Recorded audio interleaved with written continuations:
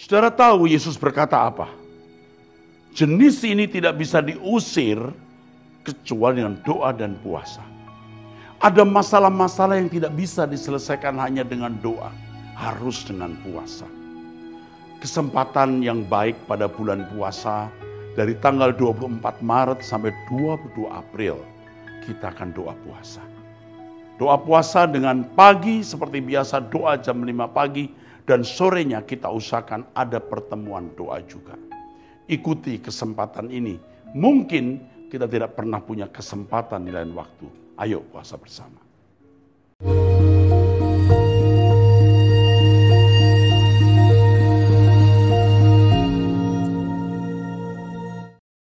Salam saudara, kita mengikuti Abam, ini episode 546 ya, dari anak muda remaja usia 15 tahun.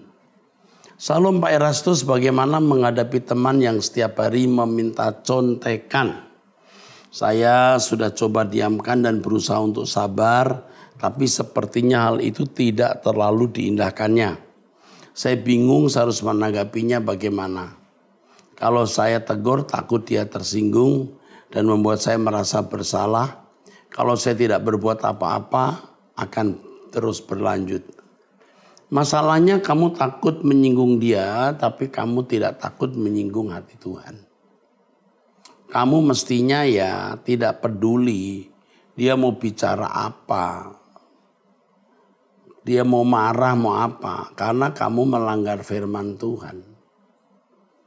Jadi menyontek itu salah, itu berdusta sekaligus mencuri. Jadi kamu mulai tegas berkata kepada temanmu, sorry ya, mulai hari ini saya tidak akan memberi contekan kepada kamu, karena ini akan merusak kamu, juga merusak saya. Bersalah kepada Tuhan, kepada sekolah, kepada kamu, kepada orang tuamu yang memberi kamu biaya untuk sekolah, bukan untuk nyontek. Untuk belajar sendiri, bukan nyontek. Jadi kamu tegas berkata tidak, apapun resikonya, kamu akan dilindungi Tuhan. Amin. Dari pria sudah menikah, usia belum tidak ditulis ya. Sudah 8 bulan tidak ada kejelasan dari istri saya. Istri ikut dengan kakaknya di luar kota. Saya dipisahkan dengan istri dari bulan Mei 2022. Dari kakak istri dan saudara merencanakan perceraian. Istri selalu menutup komunikasi dengan saya. Tiap saya hubungi tidak pernah mau nemuin. WA diblokir. Telepon tidak pernah mau jawab. Sebelumnya pada bulan Agustus 2021, istri saya divonis kanker payudara. Sejak saat itu saya dampingi istri selama pengobatan, dalam kurung kemo dan lain-lain. Akan tetapi saya disuruh bungkam oleh kakaknya perihal sakit yang diderita istri. Dan ternyata dibuat senjata kakaknya buat menjelekkan saya dengan dalih saya tidak bertanggung jawab merawat istri. Dan orang-orang mempercayai saya. Saya juga difitnah selingkuh dan KDRT. Usia pernikahan kami 12 tahun. Dan belum dikaruniai anak. Saya dapat kabar kalau sekarang ada yang mau melamar istri. Tapi sampai detik ini saya tidak menerima panggilan sidang cerai. Apa yang harus saya lakukan? Yang kamu lakukan diam. Diam, tetap bekerja mencari nafkah. Lalu usahakan bersilaturahmi dengan istri. Dan kasih tahu dia bahwa sakit dia itu kanker. Bahwa kamu dilarang untuk memberitahu kepadamu oleh saudara-saudaranya. Supaya kamu tidak salah. Ingat, diam, jangan membalas. Yang kedua, beritahu istri tentang sakitnya. Kalau kamu tidak memberitahu selama ini, karena kakaknya melarang kamu. Tetapi saya agak curiga ya, ini belum tentu benar ya. Kok sampai keluarga istrimu begitu terhadap kamu itu, apa yang kamu lakukan? Coba kamu introspeksi ya. Kamu sampai keluarga istri mau menceraikan kamu dan mau menikahkan istrimu itu. anak mereka, anak perempuan mereka dengan orang lain. Apa yang kamu lakukan? Coba introspeksi. Kalau itu ada kesalahan, kamu bertobat, minta ampun dan jangan kamu lakukan. Mengenai fitnah, kalau memang kamu tidak salah, diam. Ya, silent is power. Diam itu kuasa. Oke. Mungkin orang berkata, dengan diam kamu seakan-akan ketahuan salah. Kamu diam saja. Tuhan akan membela orang benar. Oke. Dari pria, anak muda nih, usia 13 tahun. Salam Iras. Saya sudah mengikuti pengajaran Iras bertahun-tahun. Saya bingung maksud Lukas 14 ayat 26. Lukas 14 ayat 26. Nah, ntar nak, saya bacakan nak ya. Lukas 14 ayat 26. Nah ini saya tadi sudah muncul pikiran saya soal membenci ayah ibu ya. Lukas 14 ayat 26. Jika seorang datang kepadaku, ia tidak membenci bapaknya, ibunya, istrinya, anak-anaknya, saudara-saudaranya laki-laki atau perempuan, bahkan nyawanya sendiri, ia tidak dapat menjadi muridku. Ayat ini maksudnya bukan supaya kita itu membenci dalam arti mengupayakan kejahatan, kecelakaan, penderitaan orang lain. Tetapi Tuhan Yesus hendak mengatakan maksudnya bahwa cinta kasih kita kepada Tuhan harus melebihi cinta kasih kita kepada orang tua dan saudara-saudara atau siapapun. Bahkan dari nyawa kita sendiri. Masa kita disuruh membenci nyawa? Kan tidak. Maksudnya begitu ekstrimnya, begitu kuatnya cinta kepada Tuhan. Sampai yang lain itu ya tidak melebihi. Itu maksudnya. Ya, demi cinta kita kepada Tuhan, maka kita melakukan apapun demi kepentingan Tuhan. Itu maksudnya. Oke, dari pria usia 42 tahun. Ya. Gunung Kidul. Oke. Terima kasih Pak untuk acara Abam yang selama ini sungguh memberkati saya. Begini Pak, saya mau bercerita. Saya mengajar pendidikan agama Kristen di sekolah SD negeri yang jaraknya tidak begitu jauh dari tempat tinggal saya. Memang Pak untuk siswa yang Kristen tidak banyak, hanya 16 siswa. Itu pun 2 sekolah. Yang saya sedih Pak, beberapa hari yang lalu ketika kami mau memulai pelajaran, ada satu anak didik saya yang menyampaikan bahwa dia mau pindah agama Islam.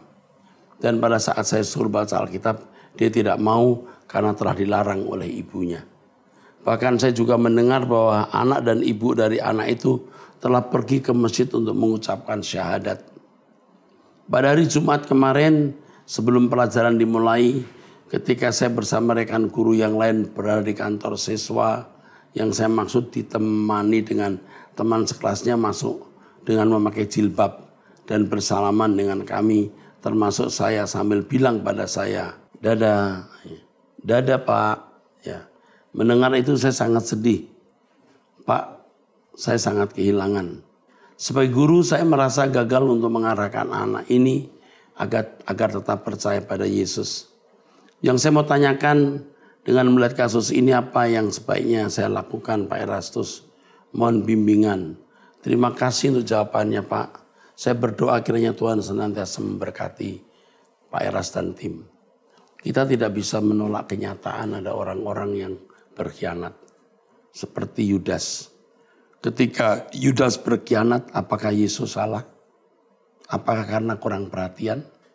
Tentu tidak.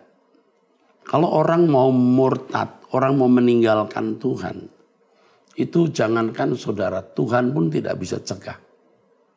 Seperti Allah tidak bisa mencegah Adam dan Hawa makan buah yang terlarang. Jadi Anda harus besar jiwa menerima kenyataan ini. Terhadap anak itu jangan menunjukkan rasa tidak senang, dendam, apalagi sikap resisten atau menolak.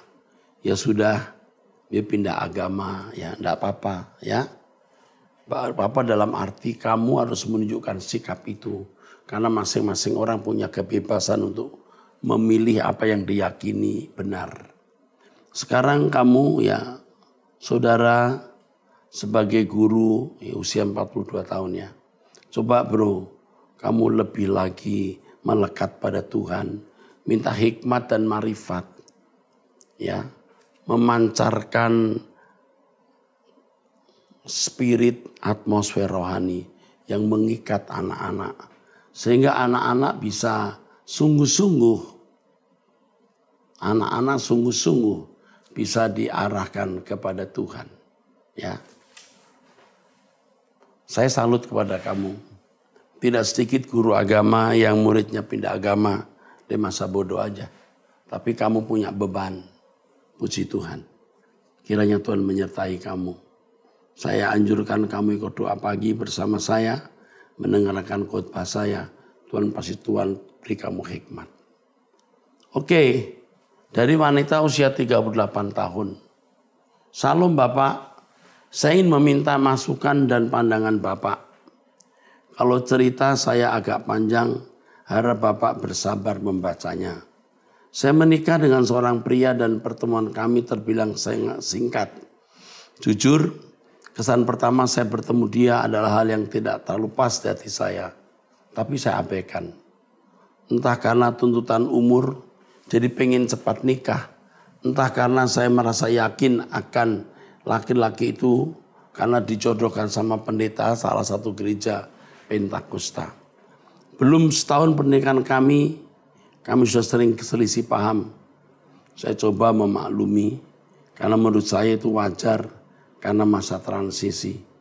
Tapi beberapa kali kami cekcok, pria ini langsung ambil tas, susun baju dan pergi ke rumah orang tuanya ataupun ke saudara yang lain. Kami tinggal di kompleks perumahan sederhana yang saya beli sewaktu saya masih lajang. Ada sekitar 3 kali dia pergi meninggalkan rumah. Ketika kami ada selisih paham. Itu belum terhitung beberapa kali yang saya coba cegah karena berharap rumah tangga kami dapat pulih. Saat pertama kali dia berkunjung ke rumah orang tua saya setelah kami menikah, bukannya kebahagiaan yang saya dapat, malah rasa sakit karena pernyataannya kepada orang tua saya bahwa saya memperlakukan dia sebagai budak di depan orang tua saya. Saya langsung klarifikasi di bidang mana dia saya perbudak. Ternyata hanya karena saya sedang hamil, kaki saya sering kram, jadi tengah malam pun saya selalu membangunkannya untuk mengurut kaki saya yang kram. Karena kondisi hamil tua, tinggal di rumah tipe 36 yang tidak ada wastafel, jadi cuci piring langsung di lantai. Saya susah untuk jongkok. Dia bilang itu memperbudak. Padahal yang di cucian piring makan kami berdua. Untuk cuci pakaian kami gunakan mesin cuci. Menyetrika saya apakan ke orang lain. Mengenai masak, saya yang masak. Karena dia tidak bisa masak. Jadi saya syok mendengar pernyataan yang merasa diperbudak oleh saya. Sepeda motor membelinya sewaktu lajang dia jual. Sepeda motor yang saya beli ya, dijual setelah kami menikah. Dan uang penjualannya Rp1.000 pun tidak ada diberikan ke saya. Malah harga penjualannya pun dibohongi. Bohong kepada saya. Saya tahu karena saya melihat chat di WhatsApp-nya. Puncaknya setelah saya melahirkan dan pulang opnam dari rumah sakit, kami ada pertengkaran yang membuat saya sedih. Dia sedikit pun tidak menghargai orang-orang yang sedang bertamu di rumah ataupun menghargai ibu saya sebagai mertuanya. Atau setidaknya mempertimbangkan kondisi saya pasca operasi, melahirkan, dia berlaku kasar dan posting di Facebook kalau saya usir dia dari rumah. Padahal ada orang di luar pihak keluarga saya yang bisa jadi saksi kalau saya tidak pernah mengeluarkan kata-kata yang bernada mengusir. Sejak saat itu Pak, saya niatkan untuk tidak merujuk lagi dengan dia. Saya kecewa dan sampai saya ada niat untuk bercerai di pengadilan. Tiap kali saya mengingat dia yang ada hanya rasa kecewa dan tidak ada setitik celah di hati saya untuk rujuk. Usia anak saya sekarang sudah 2 tahun dan tak pernah saya berharap sepeser pun darinya sebagai ayah anak ini. Kalau bicara soal memaafkan, apa tandanya kita benar-benar sudah memaafkan seseorang, Pak? Apa kalau saya memaafkan artinya saya harus rujuk? Saya harus mengatakan kamu salah pilih pria, nak. Ini pria belum utuh. Belum jadi manusia seutuhnya. Saya tidak tahu kamu segalak apa, ya. Kamu perlakukan dia apa. Tetapi dari apa yang kamu ungkapkan, saya cukup membuat penilaian. Pria ini belum utuh. Ya.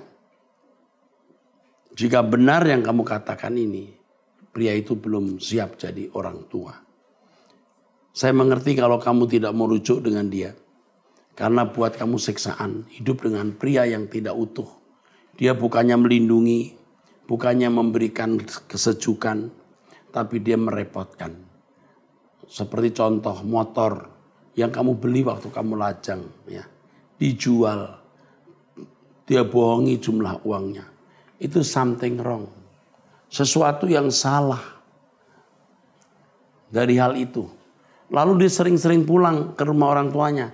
Dia wong lanang kayak wong wedok ini. Ini laki-laki kayak perempuan, ya. Saya ikut berduka cita dengan kondisi ini, ya. Saya ikut berduka cita. Sekarang yang kamu lakukan, urus anakmu yang 2 tahun umurnya. Cari nafkah sebisa-bisanya. Jangan berharap. Jangan berharap pada pria model ini. Ya, saya kira itu saja, saudara. Oke, saya lanjutkan ya. Dari wanita usia 34 tahun. Pak Pendeta, saya sering mengalami KDRT. Suami saya tidak pernah minta maaf dan selalu menyalahkan saya atas perilaku saya setiap kali kami mengalami konflik. Selalu mengeluarkan kata-kata kasar kepada saya dan keluarga saya. Saya sudah pisah rumah sebulan dan lapor polisi atas KDRT terakhir. Apa yang harus saya lakukan? Saya masih ingin mempertahankan rumah tangga saya dan ingin Tuhan pulihkan keluarga saya, Pak Pendeta. Kamu sudah lapor polisi, biasanya polisi akan menindaklanjuti atau kamu menarik kembali laporan kamu.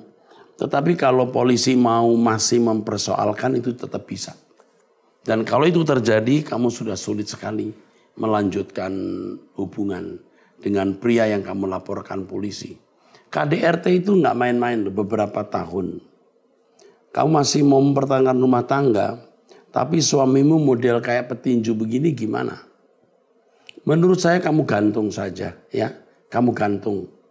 Ini pria kurang ajar, ya. Waktu pacaran pasti kamu disayang, ya. Dan diharapkan kamu dilindungi seperti papa mama kamu melindungi. Tapi setelah menikah kamu diperlakukan seperti ini, ya. Kalau kamu sampai lapor polisi dan ada bukti, ya, ini bahaya untuk dia. Lebih baik kamu gantung saja. Meneruskan perkawinan tidak, bercerai atau menghentikan hubungan pernikahan juga tidak. Gantung saja. Kadang-kadang memang ada hal-hal yang harus kita gantung. Kita tidak bisa menyelesaikannya saat ini. Tunggu waktu ke depan. Kalau dia tidak bertobat, dia masih melakukan KDRT. Ya pertanyaan saya, untuk apa kamu hidup dengan pria seperti itu? Kalau saya jadi kamu juga saya tidak akan hidup dengan pria yang melakukan KDRT. Kalau saya jadi bapak kamu, saya akan melarang kamu hidup sama pria yang melakukan KDRT. Ya ini pria ini sewenang-wenang, ya. Kamu sudah lapor polisi, saya tidak tahu dia takut nggak. Kalau dia tidak takut, dia masih mau menentang atau melawan, dia bukan hanya melawan hukum Tuhan, dia melawan hukum negara. Jangan main-main dengan negara. Jangan coba-coba lawan hukum negara. Sekali lagi saya jawab, kamu gantung saja. Kamu harus mencari Tuhan supaya karakter kamu diubah. Ya, kalau dia sampai melakukan KDRT itu apa yang kamu lakukan saya tidak tahu. Mungkin kamu kasar, kamu ucapkan kata-kata yang melukai dia, bisa saja begitu. Kamu juga harus introspeksi, ya. Tapi mestinya pria, walaupun istri mau ngomong kasar bagaimana, mau melukai apa, ya enggak apa-apa. Enggak usah diambil hati kalau mau dewasa. Oke, cukup. Dari wanita usia 35 tahun sudah menikah. Selamat Pak, saya mohon tidak disebutkan. Oh ya jelas tidak. Usia 35 tahun saya sudah menikah dan mempunyai 2 orang anak. Saya mau bertanya Pak, pertama, saya 4 bersaudara termasuk saya dan sudah menikah. 3 sudah menikah. Adik kami yang paling bungsu laki-laki kuliah di satu fakultas di Kalimantan. Singkatnya adik bungsu saya ini terjerat dalam pergaulan bebas dan sekarang sedang berusaha diselesaikan. Dengan keluarga perempuan dalam cerita singkatnya adik saya harus bertanggung jawab. Dan kami setuju. Setelah dilakukan USG, ini menghamili orang nih pasti, benar. Setelah di USG, ternyata usia kehamilan perempuan 5 bulan 20 hari. Usia kehamilannya lebih tua dari usia mereka berhubungan. Dan mereka berhubungan tanpa status pacaran. Pertanyaan saya Pak, adik saya tidak mau bertanggung jawab karena anak yang dalam kandungan perempuan ini bukan anak dia. Apakah salah Pak tindakan dari adik saya? Tidak salah. Kalau bisa membuktikan bahwa itu bukan anak adikmu, kamu harus tidak perlu bertanggung jawab. Tapi kalau itu memang betul anak dari adikmu, bertanggung jawablah. Ya. Ini bisa dipersoalkan secara hukum, bisa dilihat tes DNA-nya sangat mungkin. Tes DNA saja untuk kepastiannya. Tapi ingat tes DNA kepada pihak yang bertanggung jawab yang baik ya. Jangan sampai diubah datanya. Pertanyaan kedua, lanjutannya. Kami dari pihak laki-laki harus membayar denda Pak. Selama ini yang bertanggung jawab mengurus segala sesuatunya dengan adik saya ini adalah saya dan suami. Termasuk kebutuhan orang tua saya setelah suami saya mendengar cerita saya tentang adik saya. Dia tidak mau membantu dalam menyelesaikan masalah ini. Banyak hal yang membuat suami kecewa terhadap tindakan adik saya ini. Dan menurut dia kami sudah cukup untuk bertanggung jawab dengan pendidikannya. Saya bingung Pak harus bagaimana. Di satu sisi saya kasihan karena orang tua saya sudah tidak bisa apa-apa dan berharap penuh kepada saya. Dan saya pun hanya berharap kepada suami saya. Dan suami saya sekarang ini tidak mau karena situasi kami pun sedang sulit. Dia berharap kalau saudara yang lain bisa bantu. Walau keadaan saudara saya yang lain ini menurut cerita mereka lebih sulit dari kami. Jadi ibu ini punya family lebih sulit. Punya saudara lebih sulit. Suami yang mungkin agak berpotensi menolong tapi tidak mau. Saya bingung Pak, mau buat apa? Padahal saya sangat tidak tega dengan orang tua saya Pak. Jika saya mengabaikan mohon solusinya. Jika saya mengabaikan mohon solusinya. Yang pertama orang tuamu rasanya harus bertanggung jawab atas karakter adikmu yang seperti itu. Ya. Kamu jangan takut terjadi apa-apa atas orang tuamu. Kamu percaya orang tuamu akan dilindungi Tuhan. Kamu harus ceritakan kepada orang tua, kepada adik bahwa suamimu keberatan. Lalu bagaimana? Ya kami pikir-pikir. Itu kalimat paling bagus. Coba saya pikirkan dulu, saya usahakan dulu. Ya, biar adik kamu juga kapok. Jangan gampang ditolong. Saya kira bukan kali ini saja ditolong, sudah beberapa kali. Sampai suamimu putus asa, ngadapin adikmu yang mungkin terlalu mudah. Ya, menggampangkan. Jadi kamu menjawab, saya pikirkan, kami usahakan. Tidak mudah menolong. Tetapi tadi kamu sampaikan, tadi sudah saya sampaikan, kalau usia kehamilannya lebih tua dari hubungan adikmu, tegas berkata bahwa kamu tidak perlu bertanggung jawab. Bawa ke dokter tes DNA-nya dulu. Itu yang kamu lakukan. Ya. Tidak semua masalah kita jawab A atau B. Sering kali harus digantung. Dan dalam masa kita menunggu, di situ Tuhan akan menunjukkan jalan. Jadi kalau kamu minta jawaban pasti dari saya tidak bisa menjawab. Jawaban saya yang satu, tes DNA. 2, kamu katakan kepada orang tua dan adikmu. suami saya berkeberatan. Udah terlalu lelah mikirin anak ini. Ya, oke, biar kapok adikmu. Ya, jangan gampang ditolong. Oke, dari wanita usia 52 tahun menikah, anak 3. Salam Pak Eras, saya pecinta suara kebenaran. Anak saya cowok sudah besar-besar dan sudah bekerja semua.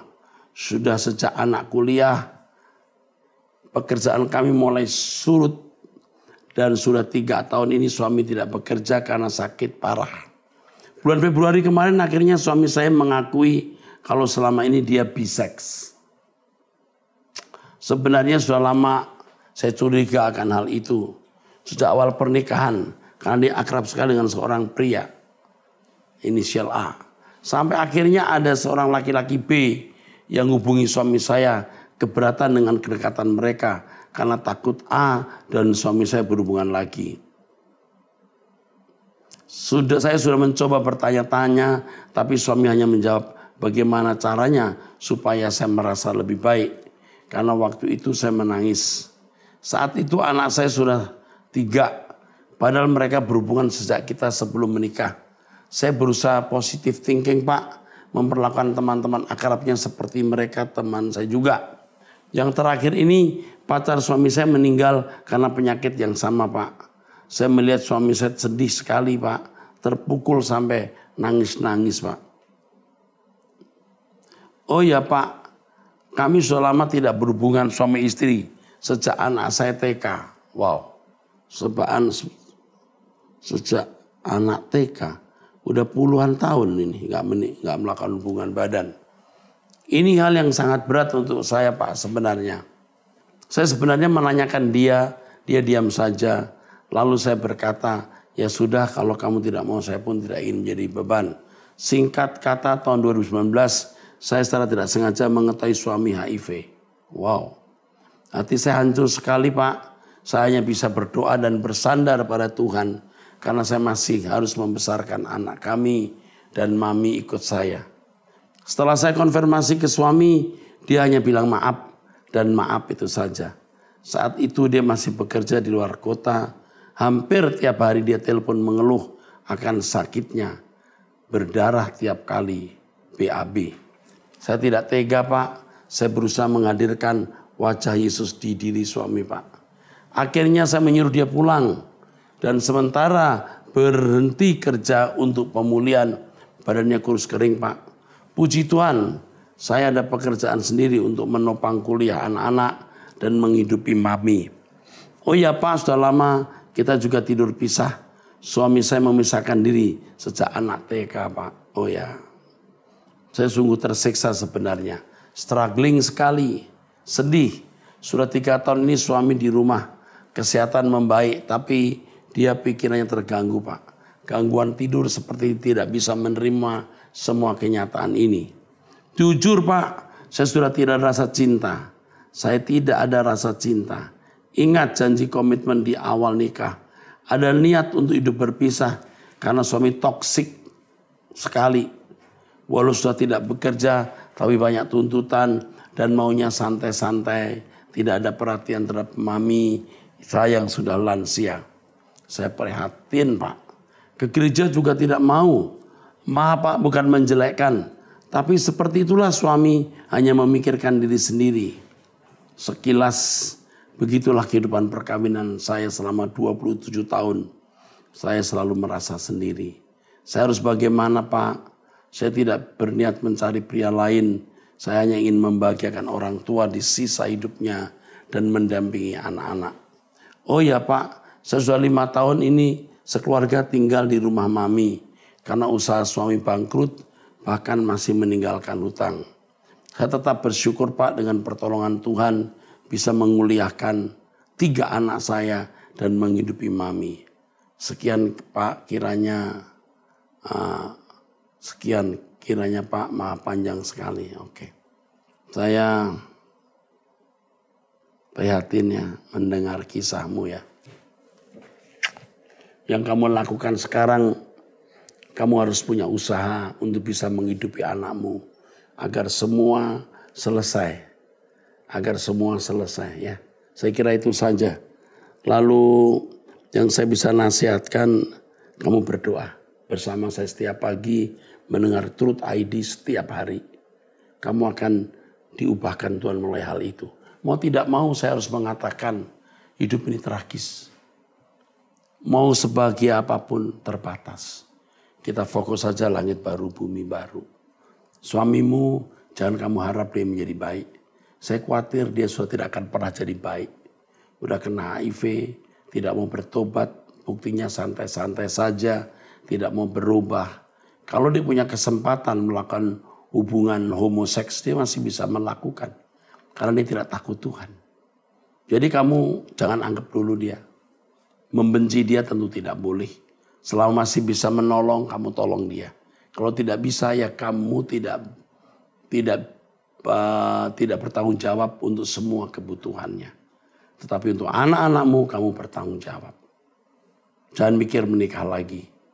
Dan jaga hubungan kamu